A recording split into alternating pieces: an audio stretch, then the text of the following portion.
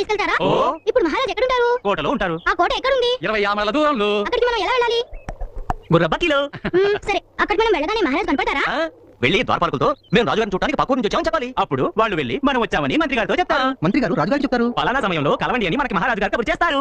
సరే, ఒకవేళ రాజుగారు వీలు కాదు అన్నారు, అప్పుడు ఏం చేస్తారు? ఇంకో రోజు వెళ్ళాలి, అంతే కదా?